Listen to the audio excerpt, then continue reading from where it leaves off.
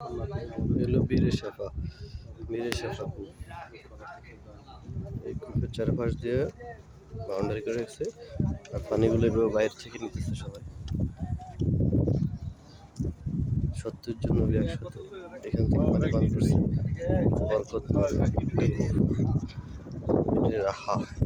বীরের আহা এই যে কুয়া, আল্লাহ তাআলা দেখার সুযোগ দান করেছেন। আল্লাহ তাআলা পানি খাওয়ার তৌফিক দান করেছেন।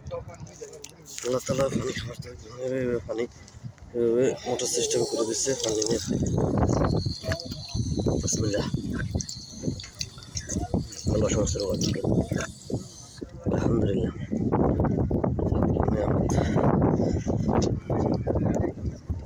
পানি বেরোচ্ছে, সবাই সেবার লোককে মাথা খাওয়া দিচ্ছে, মুখে দিচ্ছে। সরকারের পক্ষ থেকে এখানে বাউন্ডারি করে দেওয়া হয়েছে।